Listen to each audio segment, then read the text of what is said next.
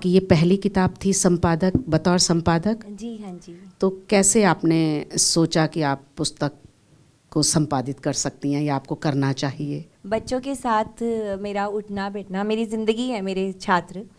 तो मैं हमेशा ये सोचती हूँ कि उनमें पढ़ाई के अतिरिक्त, पाठ्य पुस्तक तो हम उन्हें पढ़ाते ही हैं, लेकिन पढ़ाई के अतिरिक्त मैं उनमें जीवन मूल्य डालूँ।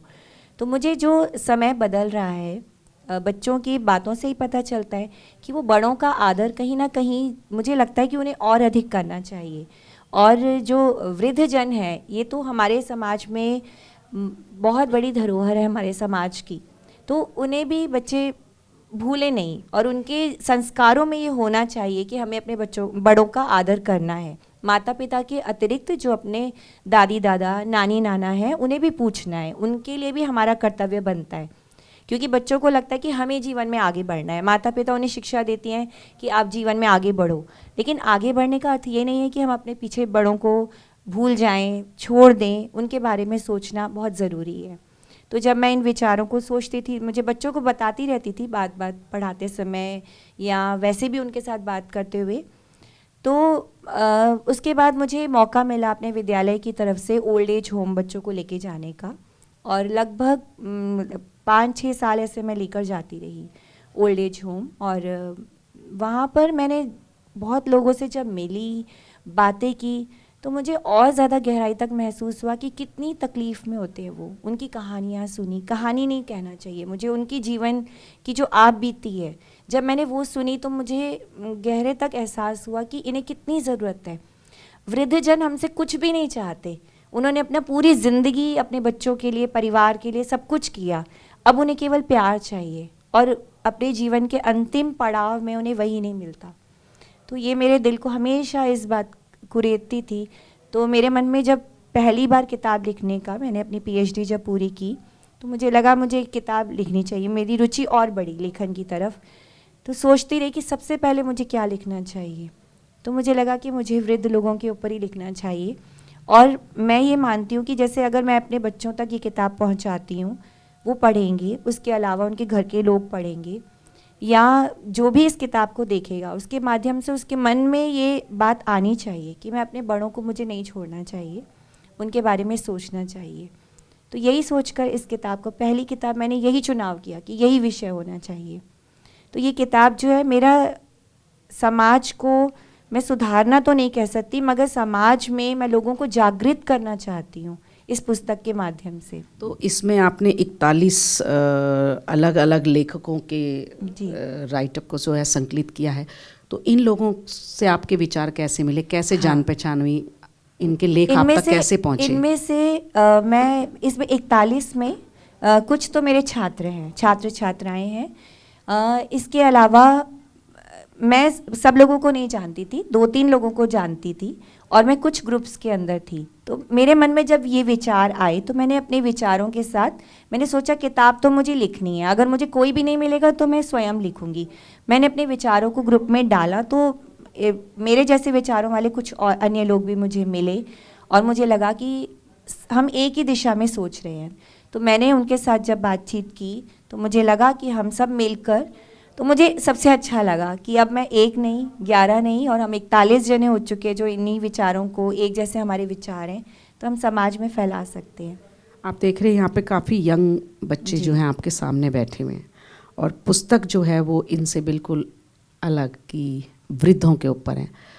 तो ऐसे ही आपको स्कूल में भी अपने यंग जनरेशन के बच्चे मिलते होंगे, तो आपको उनको देखकर क्या लगता है कि वृद्धों को लेकर आजकल के जनरेशन जो है वो कितनी पॉजिटिव है और क्या सोचती है? मैम, वो पहले बिल्कुल नहीं सोचते थे। जैसे मैं आपको बता रही हूँ, मैं ओल्ड एज होम में जब लेकर गई पहली बार बच्चों को, मैंने उन्हें सबसे पहले बोला कि हम वहाँ जाएंगे, खाने पीने की चीज़ें जो भी हम इकट्ठा कर सकते थे मैं अपने घर से भी लेकर आई, और बच्चों को भी बोला जो भी आप ला सकते हैं। फिर उन्हें ये भी बताया कि देखो वो ओल्ड है, मीठी चीज़ें हम नहीं लेकर आएंगे, या तली चीज़ें नहीं होंगी, कुछ ऐसे फ्रूट्स लेकर आएंगे। बच्चे लेकर आए, ग्रीटिंग कार्ड मैंने बनवाए कि आप जाओ उन्हें दो। तो वो जो बच्चे, जिन 40 बच्चों को लेकर गई थी, जब वो वहाँ से आए हैं 40 बच्चे, वो कह रहे थे मैम हमें वापस नहीं चलना, अभी हम और देर बैठेंगे। तब मुझे महसूस हुआ कि अगर बच्चों को हम बड़ों के और करीब लेकर आएँ, ये हमारी अपनी जिम्मेदारी है। हम कौन सी जनरेशन है, जो बीच की जनरेशन, बच्चों को और अपने बड़ों को जोड़ने वाले हैं हम लोग। अगर हम सही तरीके से सही दिशा में जाएंगे, उन्हें सही दिशा दिखाएंगे, तो बच्चे जुड़ते हैं। तो उसके बाद उन्होंने, मैम सिर्फ ये किताब के माध्यम से नहीं, बातों के माध्यम से भी, और पुस्तक पढ़ने के बाद बहुत सारे बच्चों ने आके बताते हैं कि अब मैं अपने दादी दादा के लिए शाम को चाय बनाता हूँ, या मैं जो वो मुझे कहते हैं मैं उनका कहना मानने लगा हूँ। तो बच्चों के ऊपर असर पड़ता है। बच्चे तो ऐसे हैं मैम जो मिट्टी है बिल्कुल, उसको हम जैसे ढालेंगे वो वैसे बनेंगे। तो बच्चों के अगर हम संस्कार बचपन में ही सही डाल देंगे, तभी बच्चे आगे सही दिशा में बढ़ पाएंगे। दिशा दिखाना हमारा ही कार्य है, तो बच्चों पर प्रभाव पड़ता है इसका। आप इस पुस्तक का कोई अंश ऐसा है जो आप सबके सामने पढ़ना चाहेंगे? जी जी बिल्कुल। वृद्धावस्था उस वट वृक्ष के समान होती है जो निरंतर बढ़ता है। वृद्ध व्यक्ति अनुभवों के कारण भावों में जितना अधिक गहरा होता है, उतना ही अधिक ऊंचा और गौरवशाली भी। वह जिंदगी की धूप और छांव को देख चुका होता है। जीवन की प्रत्येक सीढ़ी को चढ़ चुके व्यक्ति को यदि अपने से छोटे और अनुभवहीन अपने ही जिगर के टुकड़ों से प्रताड़ित होना पड़े, तो सोचिए कि उन पर क्या बीतेगी। एक माँ अपने बच्चे को 9 महीने गर्भ में रखती है, उसके जन्म पर अपने आप को संपूर्ण मानती है और ममत्व के पवित्र प्रेमपूर्ण भाव से उसकी देखभाल करती रहती है। उसके मल मूत्र को साफ करके भी घृणा से कोसों दूर रहती है। पिता अपने बच्चे को चरित्रवान बनाने के लिए अनुशासन के मूल्य सिखाता है, अपने बालक की शिक्षा दीक्षा के कर्तव्य का निर्वहन करता है, उसे लाड प्यार से पालता है और उसकी संपूर्ण सुख सुविधाओं का ख्याल रखता है। अपने बच्चे की हर उपलब्धि पर माता पिता गर्व महसूस करते हैं। वही बच्चा सबल बनने के पश्चात यदि अपने बूढ़े माता पिता द्वारा किए गए सभी उपकारों को भूल जाता है और उन्हें अपने ऊपर बोझ समझने लगता है, तो यह उसकी कृतज्ञता नहीं तो और क्या है। और इसके अलावा मैम मुझे एक बात और कहना चाहूँगी कि माता पिता के जितने भी बच्चे हों, 4, 5, 6, 8 जो भी हों, उनको वो बराबर प्यार से पालते हैं, उनका ध्यान रखते हैं। लेकिन केवल 2 माता पिता और आगे जाकर उनमें से अगर एक भी रह जाता है, इतने सारे बच्चे भी अगर अपने माता पिता का ध्यान न रखें, उन्हें 2 समय की रोटी न दें, तो फिर क्या फ़ायदा इस जीवन का। केवल हम पैसे के लिए भागते रहें और अपने केवल अपनी धनोपार्जन सिर्फ इसलिए करें कि हम अपने आप को सुख सुविधाएं दे सकें और बड़ों का ख्याल नहीं रखें, तो मुझे लगता है कि ये फिर जीवन का कोई लाभ नहीं है। वंदना जी की बातों को सुनकर और उनकी बुक के अंश को सुनकर आप लोग समझ ही गए होंगे कि उनकी पुस्तक क्या कहना चाहती है। तो आप लोगों को इस बारे में आपकी तरफ से कोई वंदना जी के लिए सवाल, या आप इस बारे में कुछ राय रखना चाहते हो? मुझे हमारे बीच अभी अभय जी भी पहुंच गए हैं, असिस्टेंट डायरेक्टर NMCM।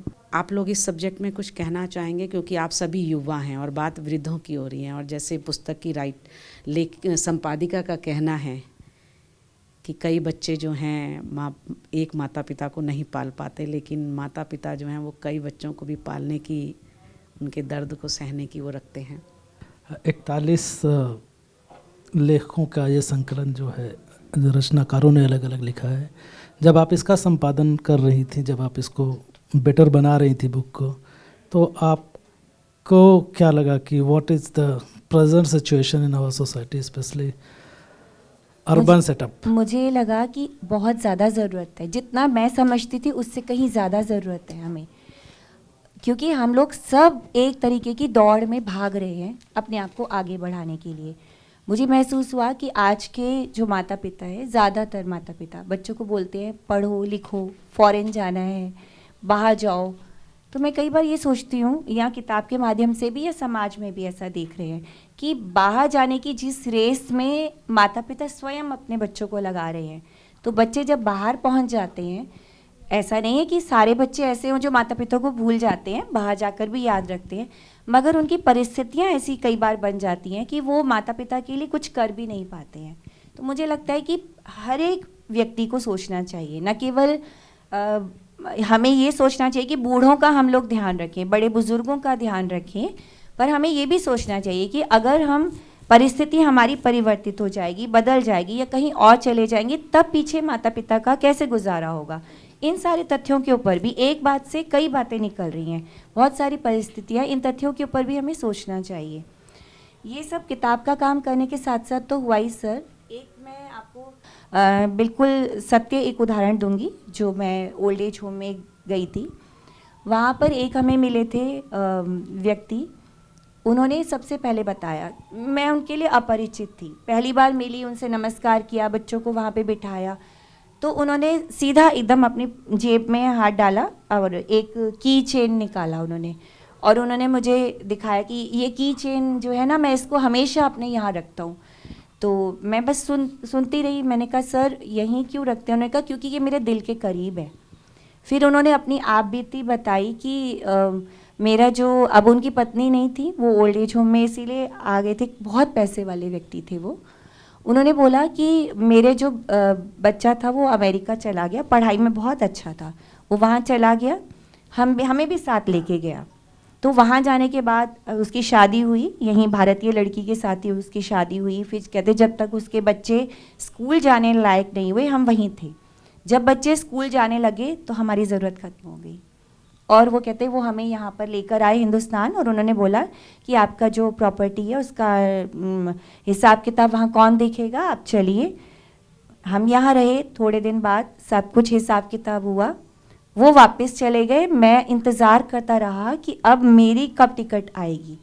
तो कहते ऐसे करते करते कई साल निकल गए, अब उनकी पत्नी भी नहीं थी, और उन्होंने बोला कि पिछले साल एक हमारे जानकार वहीं जा रहे थे, तो जब वो वहाँ पहुँचे तो मेरे बेटे ने ये की चेन दिया कि पापा को ये मेरा की चेन दे देना, तो मैं उसको जेब में रखता हूँ। मैं सोचती रही मन में, कुछ कहा नहीं, मुस्कुराई, और लेकिन अंदर में दिल रोया कि क्या एक की चेन पिता के लिए सब कुछ कर सकता है।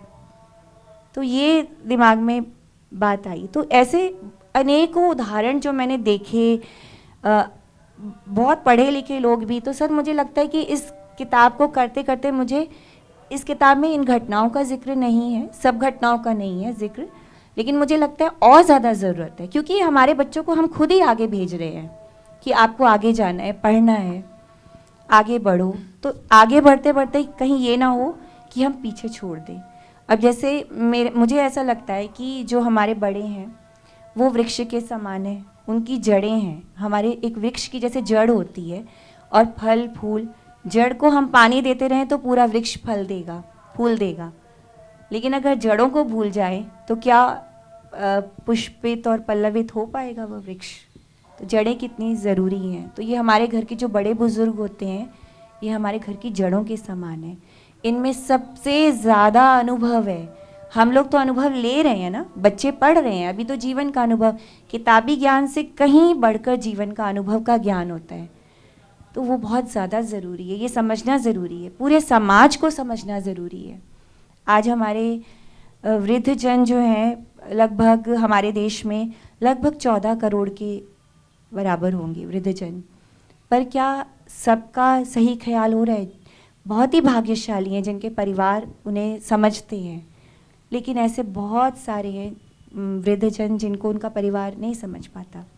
समझना है, ये समझना भी है, लेकिन हर जैसे तस्वीर का दूसरा पहलू भी होता है। तो घर के जो बड़े हैं उन्हें भी, जनरेशन बदल रही है, मोबाइल का युग आ गया, लोग टेक्नोलॉजी में बढ़ रहे हैं, महिलाएं घर के बाहर, बहुएं काम करने जा रही हैं। तो घर के बड़े बुजुर्गों को भी समझना चाहिए ये बात कि हमें भी ध्यान रखना है, कि हमें भी अपने मन को शांत रखना है। ये नहीं कि बहू जो है उसी का काम है सब कुछ करना। तो ये भी विचार इसमें है कि दोनों ही पक्षों को समझना होगा। इस पुस्तक में ये विचार भी हैं, तो ये भी जानना बहुत ज़रूरी है। तो तस्वीर के दोनों पहलुओं के ऊपर इस पुस्तक में कार्य किया गया है कि दोनों ही पक्षों को समझना है, हमें वृद्धों को समझना है और वृद्धजन जो हैं। और ऐसा भी नहीं हो सकता कि आज के वृद्धजन कहें कि अब मोबाइल, बड़े बुजुर्ग भी, आप किसी को खुशी से लाके अपने घर में किसी बड़े बुजुर्ग को अगर आप मोबाइल देंगे वो खुश होते हैं, वो भी जानते हैं, उसमें वो भजन सुन लेंगे या अपनी पसंद की रुचि की कोई चीज़ देख लेंगे, मगर वो खुश होते हैं कि बच्चे ने हमें पूछा। टेक्नोलॉजी से ऐसा नहीं है कि नई जनरेशन सोचे कि बस हम ही टेक्नोक्रेट्स हैं और टेक्नोलॉजी हमें ही आती है, पर बड़ों को किस तरीके से हम उसमें शामिल कर सकते हैं और बड़े भी किस तरीके से बच्चों के साथ समन्वय बनाकर रख सकते हैं। तो इस पुस्तक में इन सभी विचारों के ऊपर बात की गई है। पर जितना समझ पा रहा हूँ आपसे, आपकी बातें सुनकर, उसी आधार पर मेरी ये जिज्ञासा है कि जो ओल्ड एज होम होते हैं, वृद्धाश्रम होते हैं, उनको हम इतना नेगेटिव जो है उसकी तस्वीर क्यों बनाते हैं? वो ओल्ड एज होम जो है वो जेल खाना क्यों है? ओल्ड एज होम मतलब नेगेटिविटी ही क्यों है? अभी कुछ दिन पहले एक रियल इस्टेट की एक बड़ी रिपोर्ट आई कि ओल्ड एज होम पर सबसे ज़्यादा इन्वेस्टमेंट हो रहा है और बहुत करोड़ों की प्रॉपर्टी ओल्ड एज होम के तौर पर डेवलप की जा रही है। उसका एक, जब बिजनेस उसमें इतना हो रहा है तो एक इंडिकेशन ये आता है कि एक बहुत बड़ा वर्ग उसको पसंद कर रहा है, वो वहाँ जाना चाह रहे हैं, उसको रहना चाह रहे हैं।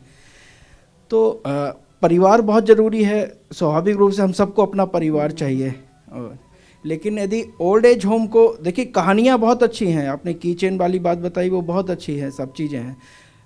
मध्यम वर्गीय परिवार में, समाज में ये भावनाओं से ओतप्रोत कहानियाँ रहती हैं, हमेशा रहती हैं। देश छोड़ने का दुख है, परिवार छोड़ने का दुख है, गांव घर सब कुछ छोड़ने का अपना एक दुख है, साथ में चलता है।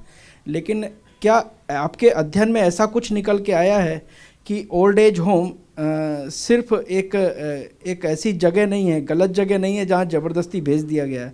ओल्ड एज होम एक जेल नहीं है, कुछ कोई ऐसा सकारात्मक अनुभव भी आपको दिखा तो सर, वो भी आप बताएंगे तो अच्छा इसी रहेगा। पुस्तक में इसके बारे में भी लिखा गया है कि जो ओल्ड एज होम है ये एक आश्रय स्थल है उन लोगों के लिए जिनके परिवार में अभी कोई भी नहीं है और उन्हें ज़रूरत है। तो बहुत ही सकारात्मक ये रूप है इसका। अगर ओल्ड एज होम ना हो, सुविधाएं ना हो, तो ये लोग कहाँ जाकर रहेंगे अपने बुढ़ापे में? तो ये बहुत ज़्यादा ज़रूरी भी है। लेकिन सर, इसी बात को हम दो तरीके से कह सकते हैं। ओल्ड एज होम में खुद हम घर में रहें, माता पिता को निकाल दिया घर से और वो ओल्ड एज होम में रह रहे हैं, तब ये नकारात्मक है। लेकिन क्योंकि हम ऐसी जगह पर हैं जहाँ पर हम माता पिता को न बुला सकते हैं, न माता पिता आने के लिए तैयार हैं, तो वहाँ पर ओल्ड एज होम बहुत ज़्यादा ज़रूरी हो जाता है कि माता पिता को रहने के लिए एक ऐसा जगह है जहाँ पर वो सुरक्षित रह सकेंगे, जहाँ पर उन्हें चिकित्सा की सुविधा भी उपलब्ध है। ये बातें भी सर इस पुस्तक के अंदर है कि दोनों ही, मैं वही बता रही हूँ आपको कि एक बात से बहुत सारी बातें, और हर स्थिति और हर परिस्थिति में बात बदल भी सकती है। तो ओल्ड एज होम ज़रूरी है, लेकिन हमें केवल ये समझना है, इस पुस्तक के माध्यम से केवल ये कहना चाह रही हूँ कि अपने घर के बुज़ुर्गों को हमें व्यर्थ नहीं समझना, वो हमारे लिए सब कुछ है। लेकिन अगर ज़रूरत पड़ती है तो ओल्ड एज होम में जाना बिल्कुल बुराई नहीं है, जहाँ पर सरकार की तरफ से भी ओल्ड एज होम है और प्राइवेट जो है कई ऐसी संस्थान हैं जिन्होंने ओल्ड एज होम बनाए हैं, तो वहाँ पर भी सुविधाएं होती है। मैं जिस ओल्ड एज होम की मैंने आपको ये बताई किसी के जीवन की घटना, वो बहुत अच्छा ओल्ड एज होम है, लेकिन यहाँ पर इन व्यक्ति को क्योंकि बुलाया ही नहीं है और वो अकेले हैं, असमर्थ हैं कि अपने घर में खाना नहीं बना सकते बीमारी के लिए, तो वो ओल्ड एज होम में रह रहे हैं। दुख इस बात का था इस घटना के अंदर, ये एक खुशी की बात है कि उनको वहाँ पर आराम से रह रहे हैं, सुरक्षित है। दुख इस बात का है कि पुत्र द्वारा छोड़े गए हैं। तो ओल्ड एज होम में अगर हम जाएंगे तो अलग अलग लोग मिलेंगे जिनकी अलग अलग परिस्थितियाँ हैं। कई वहाँ पर है क्योंकि जिनके या तो बच्चा ही नहीं है, अब वो बुढ़ापे में, या एक उसका दूसरा पार्टनर नहीं रहा, तो उस वक्त उसको वहाँ से चिकित्सा की सुविधा भी प्राप्त होती है, सुरक्षित भी वो महसूस करते हैं। तो आपका कहना बिल्कुल ठीक है सर कि ओल्ड एज होम नकारात्मक नहीं है, लेकिन ज़बरदस्ती निकाल दिया जाए वो गलत है। तो इस पे हमें विचार करना है।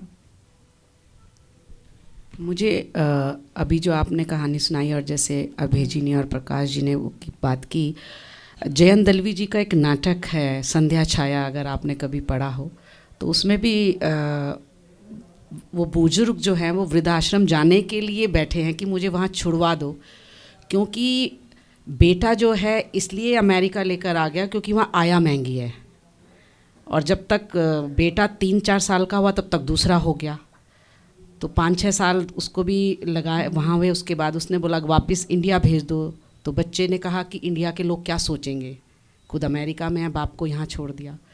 कहा यहाँ मुझे किसी वृद्धाश्रम में छोड़ दो तो ना यहाँ के लोग क्या सोचेंगे, खुद बड़े घर में रहता है, बाप को तो कह रहे हैं कि वहाँ के लोग क्या सोचेंगे, यहाँ के क्या लोग क्या सोचेंगे, लेकिन ये नहीं सोच रहा कि मैं क्या सोचूंगा।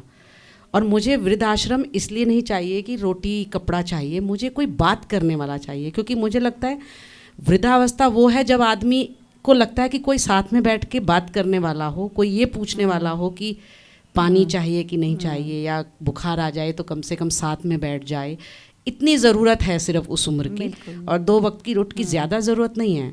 लेकिन आजकल का जो हमारा लाइफ स्टाइल है, घर में सिर्फ बुज़ुर्ग रह गए हैं या फिर छोटे से बच्चे जिनकी वो परवरिश कर रहे हैं, तो ऐसे उसमें वृद्धों की हालत जो है थोड़ा सोचने वाली वो है। और ऐसे टाइम में अगर आप एक पुस्तक का निर्माण कर रहे हैं तो और इसके साथ आपका कुछ और जुड़ाव हो या कुछ और कहानियाँ आपने इसको तैयार करते हुए सुनी हो, या जिन राइटर्स के इन हमारे बीच में शायद आपका भी लेख इसमें है, तो इससे रिलेटेड कुछ आपके पास और यादें हों, क्योंकि इसमें कुछ लोगों ने सिर्फ कविताएं दी हैं, किसी ने कहानी दी है, किसी ने रिसर्च करके उसके ऊपर लिखा है, तो उससे अलावा आप कुछ और उस पर बोलना चाहेंगी? नहीं, इनकी अमित जी की इसमें एक कहानी लिखी है जिसमें इन्होंने लिखा है कि शर्मा जी के परिवार का, जो इनके पड़ोस में थे और बच्चे बाहर चले गए, विदेश में चले गए, और जो एक परिवार है वो यहाँ पे रहते हैं, दोनों पड़ोसी हैं। 2 परिवारों का इन्होंने उल्लेख किया है। एक तो अपने परिवार के साथ रहते हैं, दूसरे जब बच्चे विदेश में चले गए वो भी वहीं चले गए हैं, लेकिन बाद में दोनों ही वापस आना चाहते हैं और यहाँ आकर अपने घर को की सफाई करें तो ये हैरान होते हैं कि अरे ये तो इतने आराम से वहाँ गए थे और हम इतने किस्से सुनते थे कि वहाँ खुश हैं, ये वापस क्यों आ गए। तो उनकी चुप्पी जो है वो बता देती है पड़ोसियों को कि उनको अकेले में रहना ज़्यादा पसंद था बजाय वहाँ पर रहने के। तो अपना घर उनके लिए आश्रय बना आकर। तो ओल्ड एज होम का मतलब ये नहीं है कि आप मतलब ओल्ड एज होम में ही भेजें, आप यहाँ पर भी रहें।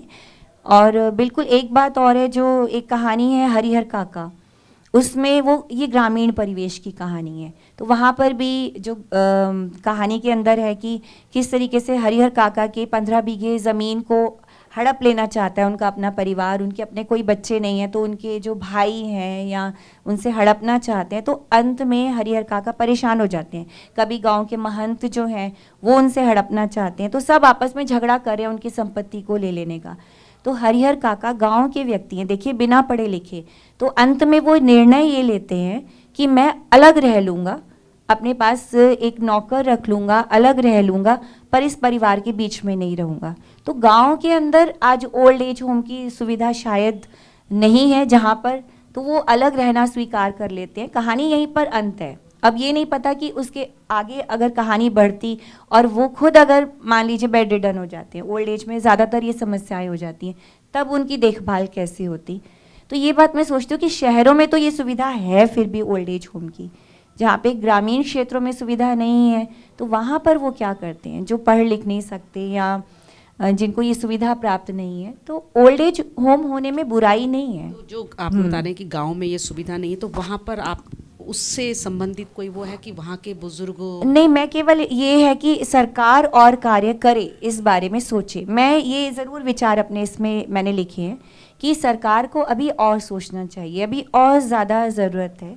अभी जैसे सर से ही बात हो रही थी कि बजट में जो वृद्ध लोग हैं इनके लिए भी ज़रूरी कुछ प्रोविजंस होने चाहिए, इनके लिए भी कोई ना कोई कार्य होना चाहिए, इनके लिए और ज़्यादा सुविधाओं की ज़रूरत हो।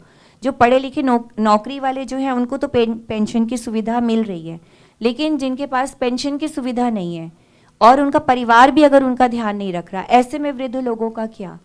तो मुझे लगता है कि इस बारे में सरकार को भी एक कदम उठाना चाहिए कि उन्हें बुढ़ापे में कोई अलाउंस या कुछ ऐसा प्राप्त होना चाहिए। और बाकी मैं सरकार के लिए तो मैंने कहा, पर मुझे लगता है हर घर में इस संस्कार की ज़रूरत है। हर बच्चे को अगर हम जड़ के ऊपर कार्य करेंगे, नींव के ऊपर कार्य करेंगे तो अपने आप इमारत अच्छी बन जाएगी। तो अगर परिवार में हम ये सोचें कि हमें एक दूसरे का ख्याल रखना ही है तो हमें ध्यान रखना चाहिए। अब कोविड के दौरान ही आप जैसे कई घरों में देखा गया, बूढ़े जो है घर के बुजुर्ग जो हैं वो एक कमरे में एक ही जगह बैठे हैं, और कई घरों में ऐसा भी देखा गया जहाँ पे सारा परिवार मिलकर लूडो, चेस, कैरम बोर्ड मिलकर खेल रहे हैं। तो ये तो हमारे अपने हाथ में है ना कि हम अपने परिवार को कैसा बनाते हैं। क्या हमें रात का खाना सबको एक साथ खाना है या कमरों में पहुंचा देना है और अपने अपने कमरे में अपने मोबाइल लेकर अपना खाने को खाना है, ये हमारे अपने हाथ की बात है। तो हमें स्वयं को भी बदलना है, मेरा जोर इस पर ही है कि हमें स्वयं को बदलना है। तो मैं ये देख रहा हूँ कि हम, जैसे मैं गुड़गांव में रहता हूँ, कि अब ये मटेरियलिस्टिक टेंडेंसीज बढ़ रही हैं हमारे अंदर, तो मतलब और मेंटल हेल्थ इश्यूज ये सब आ रहे हैं, और ये मतलब ये सब वही चीज़ें हैं बेसिकली, सब चीज़ें एक दूसरे से जुड़ी हुई है। जैसे जैसे हम प्रोग्रेस और डेवलपमेंट कर रहे हैं, ये रूट्स की बात है। अब वो लोग जो है टेक्नोलॉजी, और हम तो ये खुद देख रहे हैं कि जैसे जैसे एस्पिरेशनल इंडिया लोग, हमें कहा जा रहा है कि प्राइम मिनिस्टर गवर्नमेंट भी कह रही है कि आप आगे बढ़िए, कंट्री को हमें विकसित बनाना है। तो कहीं ना कहीं मेटीरियलिस्टिक वही है, हमें भी उसी जैसे आपने कहा हम दौड़ में जा रहे हैं, तो दौड़ हम जैसे एज अ कंट्री अगर मैं सोचूं तो भारत हम कहते हैं पीछे है अभी, हम लोग अब ब्रिटिश उससे मानसिकता से बाहर आ रहे हैं, अपने इंपीरियलिस्टिक हमारा जो मेंटल बैगेज था, तो हम अपने को कल्चरली असर्ट कर रहे हैं। तो एज अ कंट्री भी हम लोग, क्योंकि चाइना, जापान, यूएसए, हम कह रहे हैं कि नंबर 5 पे आ गए, अभी जीडीपी नंबर 3, तो एक तरह से ये मुझे लगता है थोड़ा कॉन्ट्रडिक्टरी भी है, क्योंकि हमारा समाज ही, सोसाइटी भी हमें प्रेशराइज कर रहा है, लोगों को, यंग लोगों को भी, कि भाई आपको कंट्री को आगे लेके जाना है। और जो ओल्ड लोग हैं वो टेक्नोलॉजी इतनी डेली बेसिस पे चेंज हो रही है कि एआई, एमएल और ये सब चीज़ें आ रही है, और कि चाइना ने तो इन्वेस्ट करके एआई में कब से इन्वेस्ट किया, और हम लोग पीछे हैं और हम लोग भी उसमें आगे जा रहे हैं। तो ये एक तरह से रेस भी है, और इसमें रेस में रह के हमें पीछे भी देखना है, तो मतलब ये थोड़ा विरोधाभास भी और डिफ़िकल्ट है। और पेरेंट्स के मतलब जो ओल्ड लोग हैं, जैसे हम लोग सपोज बीच के हैं, नई जनरेशन है और एस्पिरेशनल हैं, और गुड़गांव में मैं देख रहा हूँ कि अब यही है कि यंग लोग वो एजुकेशन ले रहे हैं। आज पहले ये होता था कि परिवार बड़े होते थे, गाड़ी छोटी होती थी। आजकल सब न्यूक्लियर फैमिलीज है, न्यूक्लियर की भी डिंग्स कहते हैं, डबल इनकम नो किड्स, तो वो भी कर रहे हैं लोग, और विदेश भी जा रहे हैं। तो उनको चाहिए, आज छोटी गाड़ी है, 2 ही लोग हैं और सब अकेले चला रहे हैं, फिर एसयूवी है, फिर एमयूवी है। तो ये मैं देख रहा हूँ कि गुड़गांव में मैं देख रहा हूँ कि वहाँ मार्केट और सड़कें जो है पार्किंग के लिए यूज़ हो रही हैं, झगड़ा हो रहा है। लोग ज़रूरत नहीं है, गाड़ी बड़ी आ रही है, और हम भी कह रहे हैं एस्पिरेशनल इंडिया, हम लोग खुश हो रहे हैं कि हमारा ऑटोमोबाइल मार्केट नंबर 2 हो गया, नंबर 3 हो गया। तो हम लोग एज अ सोसाइटी जा रहे हैं, बड़ा डिफ़िकल्ट है, प्रेशर आ रहा है सोसाइटी का। और अगर मतलब अवेयरनेस तो ठीक है, ये किताब वगैरह, लेकिन फिर भी मुझे लग रहा है बहुत डिफ़िकल्ट है इसको प्रैक्टिकली करना यंग लोगों में, और इवन उनको भी, पेरेंट्स की तरफ से भी है। हाँ, ये भी है कि इसका ये पहलू भी है कि जनरेशन गैप है, तो वो पेरेंट्स भी, जैसे बच्चे आगे बढ़ रहे हैं और उनको बढ़ना भी है, और वो खुद भी कह रहे हैं, और जब वो आगे बढ़ रहे हैं तो फिर ये चीज़ें छूट रही हैं। वो पेरेंट्स को खुद ही कहेंगे कि आपने तो हमें ही तो रेस में लगाया, अब हम रेस में आगे बढ़ रहे हैं तो हम कैसे अपना टाइम दें, हमें तो आगे बढ़ना है, कंपटीशन है। तो फिर मतलब फिर वो पेरेंट्स भी नहीं समझ पा रहे हैं कि अब ये बच्चे सर्वेंट है या मनी है तो उससे काम चलाए, या कैसे मतलब परिवार तो साथ में नहीं रह पाएगा, न्यूक्लियर फैमिली, प्रेशर सोसाइटी कर रही है हमारे ऊपर। हाँ, मुझे लगता है कि इस जो कठिन आपने कहा, इस कठिन को हम सरल कर सकते हैं अगर हम अपनी रूट्स पर जाएं। हम एक तरफ बात करते हैं वसुधैव कुटुंबकम की, तो हमारे यहाँ पर जो कुटुंब का था, जैसे आपने बोला न्यूक्लियर फैमिलीज, तो उससे बड़ा परिवार हो गया, उसके बाद फिर जो हमारा एकल परिवार है, उसके बाद हमारा संयुक्त परिवार, और फिर कुटुंब। हम ये तो नहीं कह सकते कि आज हम एकल परिवार को कुटुंब में बदल दें, हम ऐसा नहीं कर सकते, लेकिन हम अपनी संस्कृति को याद रख सकते हैं। इसके लिए मैं आपको एक अपनी ही जीवन की घटना बताऊंगी। मैं छोटी सी थी और हम अपने दादी दादा के साथ पूरा परिवार रहा करता था। तो जर्मनी से मेरे चाचा जी जर्मनी रहते थे, तो वहाँ से उनके कोई फ्रेंड्स इंडिया घूमने के लिए आए, कोई कपल, और वो यहाँ पर आए, होटल में रह सकते थे वो लोग, लेकिन जैसे ही वो हमारे घर में आए उन्होंने देखा एक साथ इतने सारे लोग एक घर में रहते हैं। छोटा सा हमारा 2 कमरे का मकान था, उसमें हम 16 जने उस वक्त रहा करते थे। तो उन्हें बड़ी हैरत हुई, तो उन्होंने देखा हम तो खाना एक साथ खा रहे हैं, रोटी बन रही है इतनी सारी। तो वो सिर्फ देखने के लिए, एक्सपेरिमेंट करने के लिए वो एक रात रहे। उन्हें इतना अच्छा महसूस हुआ कि सब एक साथ है, छोटे बड़े सब एक दूसरे का आदर कर रहे हैं। तो वो इस बात से बहुत ज़्यादा खुश हुए। फिर जब वो एक दिन की बजाय कुछ और दिन भी यहाँ रहे, उसके बाद दोबारा जब इंडिया ट्रिप पर आए थे, वो यहाँ पर है, वो कहते हैं हमें सबसे ज़्यादा अच्छी चीज़ इंडिया में ये रही कि परिवार एक साथ रहता है। वो इस बात से इतने खुश थे। तो अगर हम यही सोचें ना कि पारिवारिक मूल्यों के बारे में सोचना शुरू कर दें कि एक साथ रहना कितना ज़रूरी है। अब एक चीज़ और बताती हूँ, मैं जैसे अभी बोला कि हम अब बड़ा परिवार नहीं कर सकते, लेकिन जब घर के छोटे बच्चे होते हैं, ये देखते हैं कि हमारे दादी दादा को हमारे माता पिता अच्छे से उनके साथ व्यवहार करते हैं, नमस्ते करते हैं। जैसे मैं शादी करके आई तो अपने घर के बड़ों का हमें पैर छूने हैं, ये एक परंपरा हमारे भारत में रही है। या उससे पहले था कि हम जब घर के बड़े बैठे हैं, हम वहाँ पर लड़ाई नहीं होगी, हस्बैंड वाइफ वहाँ नहीं उनके आगे बोलेंगे, अपने कमरे में चाहे हमारी अनबन हो जाए मगर हम सबके आगे नहीं करेंगे। तो हमारे छोटे क्या सीखते हैं कि लड़ाई नहीं हो रही, सबके बीच में हम बड़ों का सम्मान कर रहे हैं, पैर छू रहे हैं, बड़ों को सबसे पहले सुबह उठते ही हमें नमस्कार करना है या ईश्वर का नाम लेना है सबसे पहले। तो वो बच्चे सीखते हैं, ये संस्कार हमें ही डालने होंगे ना, हमें अपने परिवार में डालने होंगे। तो ये बहुत ज़्यादा ज़रूरी है। हम ऐसा नहीं कर सकते कि रेस में हम बेशक दौड़ रहे हैं, समय अपने बच्चों को आगे पढ़ाना ही है, हमें पढ़ाएं, विदेशों में भी भेजें, मैं ये नहीं कह रही, लेकिन सिर्फ उनको ये मूल्य अगर हम दे देंगे तो यही जो कठिन बात है सर, ये सरल हो जाएगी। और मूल्य हम ही दे सकते हैं अपने बच्चों को। जैसा जैसा हम व्यवहार करेंगे, हमारे बच्चे बिल्कुल वैसा वैसा ही हमें फॉलो करते हैं, वही करेंगे। हमारा अपना, जो हमारी जनरेशन की बात कर रही हूँ, हम जैसे जैसे चलेंगे हमारे बच्चे बिल्कुल वैसा ही करेंगे।